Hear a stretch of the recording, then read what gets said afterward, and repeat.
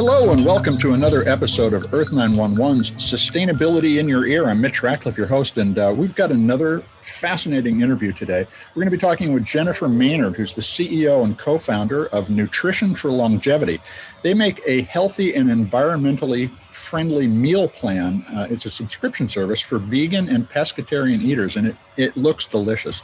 And she's also been in the biotech and pharmaceutical industries for a couple of decades before launching a company, Nutrition for Longevity, offering these subscription meals.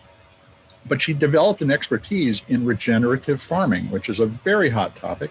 Jennifer also contributed an article to Earth911 recently about the impact of industrial farming on our soils. It's called Zombie Soil, the harmful result of industrial farming. We'll share a link to that in the podcast introduction. But we have a lot to talk about. Welcome to the show, Jennifer. How are you? Good. Thank you, Mitch, for having me. Very excited to talk about these topics. Well, the first thing is we were really interested in the regenerative farming aspects of what you work on. And thanks very much for the story. A lot of people are talking about regenerative farming because of the film Kiss the Ground, which featured Woody Harrelson as the narrator. It has really started people talking about how we've exhausted our farmland with industrial practices. And your article makes a very clear distinction about the difference between soil and dirt. Can you explain that to us? Yeah, absolutely. So the biggest difference is, there's two things that I like to differentiate. One is the biodiversity under our feet. Mm-hmm. And dirt has very little biodiversity. And as we've found out with our human gut microbiome and most things, that diversity is really important. And what's incredible for me with the soil microbiome is, we started the Human Genome Project, and it got a lot of focus on the fact that more than half of the DNA in our bodies is not human. Well, the same thing is true in plants and in soil. And what they found out, they started the Earth Microbiome Project, was a spinoff of that. And what they found out is we know about 1 × 10 to the minus 22nd power. So that's 22 zeros after a point. So that's a lot. So what a lot of scientists will basically say is we know about nothing, or we know very little about what's under our feet. So that's about all the microbes that live in the soil. We know very, very little about. But what we have found is that genetic diversity is essentially the immune system of a plant. Mm-hmm. So when we have really diverse soil, they work with the microbes in that soil to become more resilient to the stresses that they're under. Just like the gut microbiome we're now finding is where over 70% of the human immune system resides. That's the same with the soil microbiome for plants. So when we decimate that biodiversity and we turn our soil into dirt, we're actually severely impacting a plant's ability to survive. So that's one thing I like to differentiate. The other is the soil organic matter, which I look at like a sponge, and it does a lot of things. It holds in water. So we have really good water retention when we have really good soil organic matter. So in the US, we used to be on average at 11% soil organic matter. We're now down to less than 1%. So we are very close to dirt. And what that means is we're not retaining water. So for every 1% soil organic matter we increase in our land, we save about 170,000 gallons of water per acre per year. So our farm that we took over and regenerated started at about 1.7. It's now at about 6%. So we're about halfway there. And think about that. It's 40 acres of regenerative farmland at 170,000 gallons per year times 6, times 40.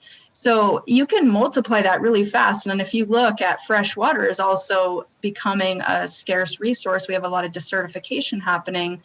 Our water scarcity issues are very much man-made, and we could use farming and regenerative farming to start to address some of those issues as well. So you have the water retention, it's like a sponge, mm-hmm. And then you have the carbon sequestration capabilities, and that's huge because we've lost 2/3 of our carbon stores from the ground into the atmosphere. So it's this huge sponge that we could start reversing that and bringing that atmospheric carbon back into the soil, which is what regenerative farming is all about. So there's this huge carbon sequestration capability. And if you look at books like Drawdown, if you add up all the different elements that they talk about in the book Drawdown, about 35 of them revolve around agriculture, showing that it's really the number one thing we should be focusing on. That's the lowest cost, most effective way that we could start reversing climate change. So that's all about the difference of soil and dirt, is the ability to have biodiversity, which improves the plant's health and the plant's immune system, and then on the reverse, the environmental impact from water and carbon sequestration. So somebody walks out in their backyard and picks up a handful of what's on the ground, whether it is soil or dirt. How would you tell the difference? So I would describe soil as loamy generally, but what's the difference? Well, so I mean, soil can be all sorts of different things. You can have sand in soil and still have really healthy soil. It depends on the region and what happened. Like our farm in New Jersey is on glacial land. So it was under glaciers. So it's got a lot of minerals. It's actually very nutrient rich soil. So you have a lot of really good content to work with. But again, that soil organic matter is really what makes a difference. And when you hold it, even if you have different types of sandy soil, loamy soil, it can still be soil, but it has more structure to it. So soil has versus dirt. Dirt will just crumble in your hands. It literally will run through your fingers. Whereas soil, you can kind of squeeze it, right, and it creates like almost like a form. It's not quite like clay. So usually it has a little bit of clay. Obviously, it has clay a structure rather than. But it's got a structure. It's got a matrix to it. Yeah. Now, you use the term heritage farming to describe the regenerative approach to the land. Can you kind of summarize what that entails? Yeah, absolutely. So I like to give credit to I don't feel like regenerative farming is actually a new thing. I feel like it's just reviving. I like to call it a renaissance, because we're trying to bring back all of the really good parts of farming that we lost over what we call the green movement, or the green agricultural movement, which is ironic because that's when all the chemicals and tillage and stuff came in. We called it green. Yeah, but revolution was not. Yes, it was everything but green. But the reason why I like to say heritage, if you look at most indigenous regions, and actually if you look at the longevity diet and the regions that it was designed behind, areas where people live the longest, healthiest lives, they essentially use regenerative farming across the board. And so a lot of indigenous communities have been doing this for decades and decades, and I mean, some areas thousands of years, and they've passed that down. Even aquaponics, which we do on our farm, is actually 4,000 years old. So, to take credit for that, I don't think is fair, but to say we're reviving something that was really already working really well. And if you look even in the United States, there was a lot of a good share of regenerative farming practices. We don't do as much of that on our farm. But it can involve rotating livestock or hooved animals. And if you look at a good share of probably half of the US, you had a lot of the bison or buffalo migration, and you had a lot of tribes that literally migrated with that. And they grew food behind these hooved animals, which through their manure and breaking down the soil, they actually regenerated it and created incredibly rich soil to grow crops in. And obviously we've lost that. And if you look at the centenarian regions, it's all about working with the land and working with Mother Nature to keep the ground covered, to minimize tillage. You still need some movement in the soil, which is why hooved animals are so effective at it, is they do punch the ground a little bit, and they leave their manure behind, which has a lot of biodiversity in it. But you don't want to overdo it, and modern tillage severely overdoes it. And we till every year, right? And that really seems to be one of the major differences. Is the low or no till approach leaves the soil intact in order to create that structure we were talking about. Exactly. So the soil organisms, whether it's fungi, bacteria, nematodes, things like that, most of them don't like being disrupted. They like creating this matrix. It's like a neural network. And when you till, you disrupt that. So you disrupt their communication platform, you disrupt their food network. It'd be like taking a city and just like taking some dozers through it. And so it has that ecosystem, that mini ecosystem has to just start over again every time you till. So we do things like when we first break ground, we will build bed rows. And so we do disrupt the soil a little bit to do that, but we try to never really disrupt it after that. The first few years, we might broad fork, which is just to kind of, you stick a spike down, you get a little bit of aeration in there to make sure water can trickle and fully move into the ground, and you don't have compaction. But after that, every year, it's really less and less disruption. You're just almost just layering compost and things like that on top. So, and those are some of the key regenerative farming practices. Ones that we use on our farm is we don't till after we cut a bed. We really try to never disrupt that again. We keep the ground covered year round. If you look at Mother Nature in pretty much all areas except desertification areas, Mother Nature keeps the ground covered. And that's because it's sensitive like our skin. You got to think of the flora on your skin that you're protecting from UV damage, and you're keeping it covered with clothing or sunscreen or like a hat. And that's the way the soil is. You really have to protect it from wind, rain, sunlight, things that could damage those microorganisms.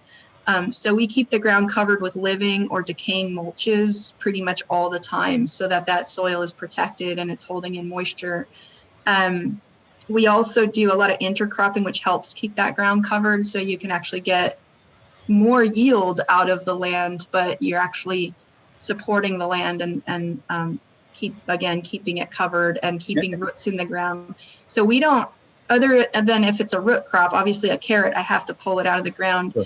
But like tomatoes and stuff like that, we actually leave the root base in the ground because it just further builds up that matrix. So we leave as much in the ground as possible. We disrupt it as little as possible. And then we do a lot of perennial hedgerows as well, because those are roots that permanently stay in the ground. And above ground, they create native pollinator habitats. So we focus on native plants. Insect biomass is down 80% just in the last 30 years. And if you look at the food chain, that's frightening. And what's happening is invasive species are really starting to outnumber the native species in a lot of areas because they don't have habitats. And so we've made it unfriendly for them. Yeah, absolutely. So we do almost every 10 to 15 rows, we have a full pollinator hedgerow that helps build up those communities of healthy insects. So we don't have to spray and use pesticides and stuff like that on the farm, because the only real things that we use on the farm to combat against pests other than natural practices like the perennial hedgerows is we use a bit of diatomaceous earth, which are fossilized little tiny seashell fossils, which irritate soft-bodied insects. And then we'll use essential oil sprays. And that's pretty much our two things that are go-to on the farm to combat against really, challenging pests that are devastating a crop. But that's really different than most farms. Even organic, you're allowed to spray a lot. And we really, we think even organic, you got to be careful with what you spray, because it's a lot of these broad spectrum, even organic pesticides are still impacting your soil microbiome. And so we're really careful with anything we spray on the farm or sprinkle on the farm or bring onto the farm. So that's kind of to where we take regenerative farming. Now, does this suggest that we have to return to more smaller farms, or could an industrial, big business farm use rotational cropping and no-till practices at their scale? I think there's both. I do believe in the US, we would benefit immensely from smaller farms. Like for us, our strategy is 50 to 100 acre farms. We think that's the sweet spot where you can really aggressively regenerate soil. I know of some larger farms that are around the 3,000 to 6,000 acre, which is really large, that are doing grain farming. So the thing is, it depends on what farming you're doing. We do row crop farming, 40 acres. Biointensive row crop farming is actually a pretty large size farm. When you're doing monocrop like grain farming, you actually do need more land. They get far less yield for grain than a vegetable crop. So you do need more land in general. And they can do managed grazing practices at a pretty large scale. In fact, you kind of need a larger scale if you're going to have large grazing animals. We only have a few goats and chickens and ducks on the farm. Because you can't really have large livestock on a 48. I mean, it just doesn't make sense. What we need to do is, that's my biggest challenge with beef production, is that we don't have enough spread out We do it in these really concentrated clusters, which is why it impacts the environment in such a negative way. If we did managed grazing, it would make that actually a positive impact. But you have to have very few cows per acre, and it's got to be tightly managed, and you got to have the proper rotations. But you can do it, and there's more and more farms starting to convert over.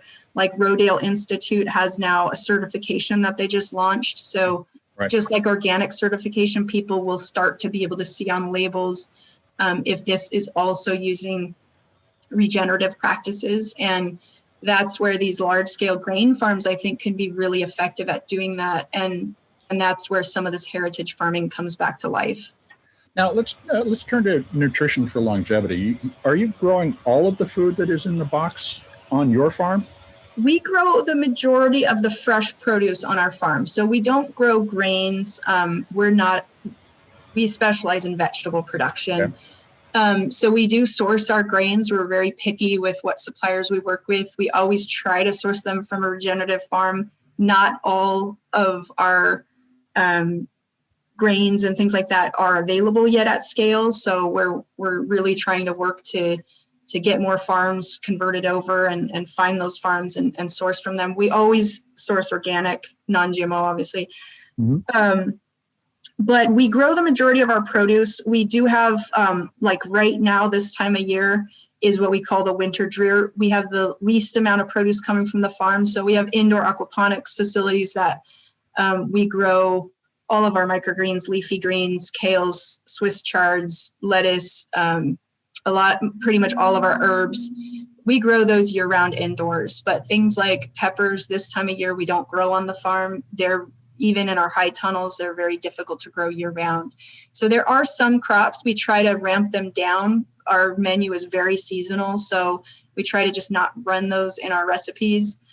So we don't have to bring stuff over from California or other long distances. So we really try to do as much local sourcing as possible. And we try to get as much of it from our own farm as possible. So we have a very high output on our farm. We even have overages that we have to find different outlets to donate that or make sauces. We try to use every single thing on the farm. We even use our carrot tops for pesto and things like that. Now, you have a 2-star Michelin chef doing these meal curations and recipes. Tell us about what a meal consists of. Yeah, so our meals follow the longevity regions of the world. So Dr. Longo researched those for 30 plus years. And what he found out is of the 5 regions we focus on, they have essentially the same macronutrient ratio. So they're almost entirely plant-based. They eat a little bit of fish. Some of them eat small portions of meat, but it's a very, very small portion of their lifestyle. Mm-hmm. And they're active. They move around a lot. They're not doing like intensive workouts, but the funny thing is most centenarians are actually shepherds or farmers. So they're active their entire life. They're moving around. It's not that they're going to a gym, but they're staying active.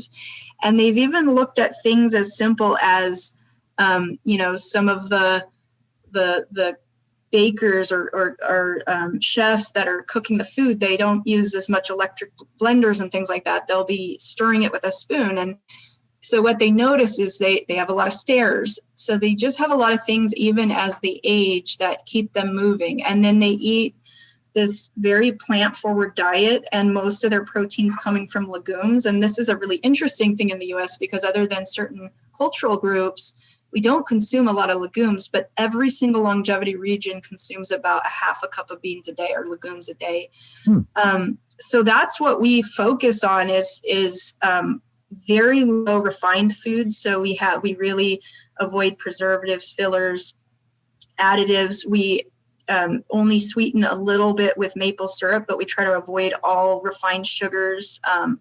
We try to use all whole grains. So everything is really as whole food based as possible, because again, that's how these areas eat. So they use regenerative farming practices to farm the crops, and then they curate them with very minimal processing. And that's what we try to do. Our dietitians work on making sure we hit these exact macronutrient profiles, which the biggest difference from the American diet, the standard American diet, is they're very low in sugar. They're very low in salt, and they're actually moderate levels of protein. So in the US, we consume about 50 grams too much protein per day, and we consume about 70 grams too much sugar per day. So if you look at Dr. Longo's research, those protein and sugar are the two things, if they're in too high of amounts, they accelerate your aging genes. And he's proven this at multiple levels in mice and in humans. So we know that it activates the aging genes. So the reason it's called the longevity diet is we really avoid those foods that are going to accelerate your aging. So we have the dietitians really making sure that the ingredients and the macros follow the longevity diet. And then we have Luigi Finio, who then curates that and refines it. So we get this great flavor and with all this fresh produce that we get from the farm. And the farm is only about 5 minutes from our warehouse where we pull all this together. So we can literally pick it and start processing it right away, which I think is a huge benefit. And we have very little waste because of that. So we're able to really reduce the food waste. We waste about 65% of our food in the US. And that is one area in the drawdown book that is a huge opportunity for us to reduce waste and less carbon, is by really minimizing how many handoffs there are with food in our overall food model. So we really focus on that as well. Now, in addition to the health benefits, because this is a plant-centric diet, do you have a sense of how much less CO2 is emitted for a meal or on an average week for somebody who eats using the Nutrition for Longevity diet versus buying frozen pizza? So it's a really good question. And we actually are trying to quantify that. It's a bit challenging because there's so many debates on, how much carbon is actually used to produce a steak and how much carbon is used to transport food around the world. We do have averages of what we believe our farm sequesters based on the percentages of organic matter that we've increased. We also have made assumptions based on how much food waste we've reduced. But it's challenging to put an exact number to it. So we would say we're probably about half right now, including including our add-ons, because we do our food is in trays. There's different things that we add.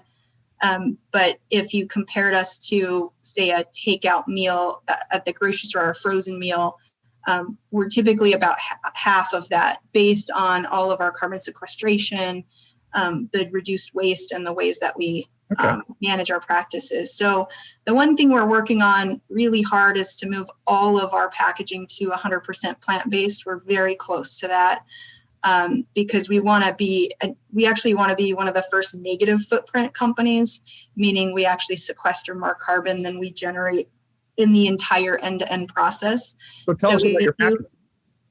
That's a critically important issue here, especially since you're shipping this stuff. Yeah. A lot of folks are concerned about subscribing to a meal because they think of all the waste that goes with the packaging. So you are almost plant-based 100%? Is there plastic? Yeah. Yep. So we have most of our packaging, all of our packaging is recyclable. But we're trying to move everything 100% plant-based. So by the end of this year, we should be like 95% there. There's certain things like our coffee bags. It's really challenging to preserve high quality coffee beans without a moisture barrier. So I spent a lot of time in the packaging area researching and had teams in this space really working on all sorts of packaging designs.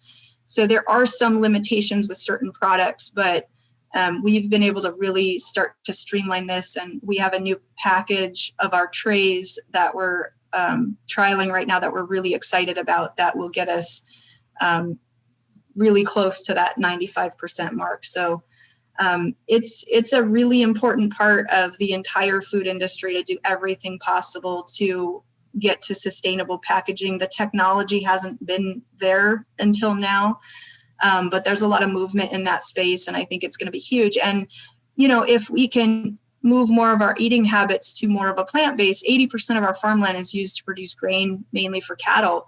If we could start using some of that to produce plants that then are used also for some of these plant-based plastics, we could also start to neutralize a lot of those effects as well. So that's a big passion for me, and it's a huge priority for the company, to be part of that movement and support that movement, and really hit it from every angle we possibly can. Now, when you get started with the diet, you have it's not complex, but there's a lot of selections that one can make in order to shape the right set of meals that they're going to receive. And you include, choosing vegan and pescatarian, the number of calories per day that you would like, which I assume 1,600 and 2,000 is for women and men respectively. Yeah. How much does it cost on average to eat this way? So our average without discount is about $12. So some people are like, whew, that's a lot of money. That includes dietitian consultations as well. So if people don't know what calorie range would be best for them, or they have questions about the food, our dietitians can walk them through and they get a consult. But, they published a report this year that the average American is spending $12.50 on a fast food meal. So we don't usually look at our food in that way. We don't look at, the coffee that we're buying at the cafe on the corner and the muffin we grab while we're over there. We don't look at the fast food bill usually, because we have this mental thing that fast food is cheap. Well, it's grown faster than the food industry in the last 10 years, about 275%. The food industry has been at about 4% growth. So fast food's getting a lot more expensive than it used to be. So for us, we feel that for a regeneratively grown, organically grown meal that is really carefully tailored for optimal nutrition, that's really where we focus. And there are programs we're working on, areas with food insecurity, that we can get this food to those areas at either no cost or a very low cost, so we can offset that and make it available to everyone. But yeah, it's on average $12 a meal, and there's different configurations that people can select. And then we have even just produce boxes if people want to do their own cooking, so that brings the cost down a bit. And we're continuing to do things. We're expanding into some additional farms regionally, so we'll be in Texas this year and in California. So we really then are able to build these region for region models that also start to bring the cost down. Right, and also reduce the impact because you're shipping. Mm-hmm, mm-hmm. And for us, there's also a lot that goes into that. We pay our farm labor good wages. So I actually think farmers are probably the most underpaid of any profession. It's also the highest suicide rate profession in the U.S., which most people don't realize. But I, for example, could pay my farm employees almost half of minimum wage, which I think is completely unfair. I don't have to pay overtime, and I don't have to pay benefits, but we choose not to do that. So we pay fair wages, we pay benefits, and we pay overtime, because these are some of the hardest working people in the world. So there's a lot that goes into that. We are a company that focuses on sustainability. I can tell you our plant-based packaging costs a lot more than plastic, but it is a priority for us. So we do make those investments. Now, one last question, and this is related to everything we've talked about. Is there a book that you would suggest our readers take the time to go through to understand both regenerative farming and a longevity diet? So I think the first one is the longevity diet. So okay. It is a book. Fair. And we can give your readers or your listeners access to that. We do, for people that purchase the meal kit, they can also get it for free. They can call our customer service and we can get them the book.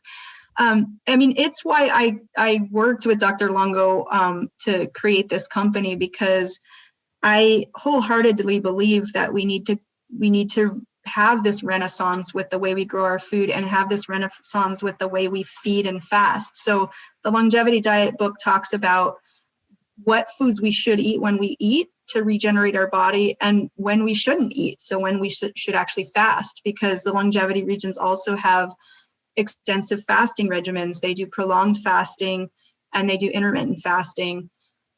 So his book talks all about that, and not only what to eat, but when to eat to be optimal to regenerate the body at a cellular level. And it's just incredible. He has in there the whole story behind it, and also the clinical studies that show this is real, and the effects that protein and sugar are having on our bodies, and just basically debunks a lot of myths about food in our country, which are it's really interesting because we were talking about heritage farming earlier, but heritage in the form of religious practices, the fasting and Absolutely. so forth, it was actually tuning our bodies, but we have discounted that as well.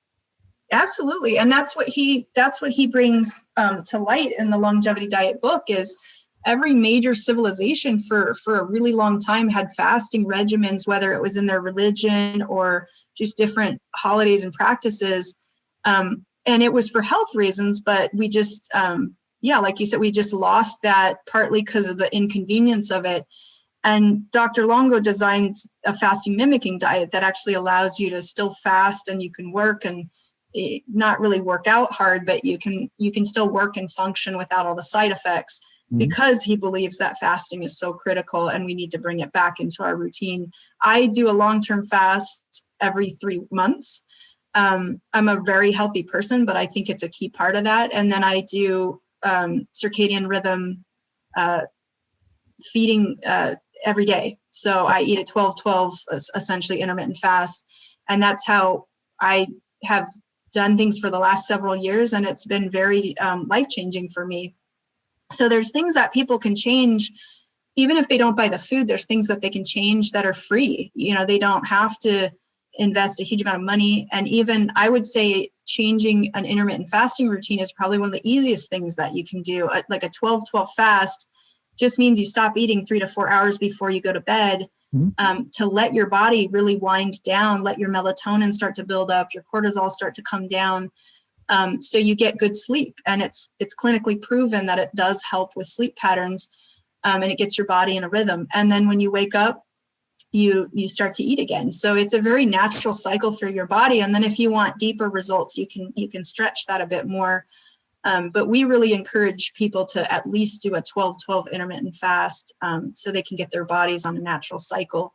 So he talks about all that in the book. And then the other book that I do recommend for people, because it has very practical things that just your average person can do to contribute to climate change, is the book Drawdown.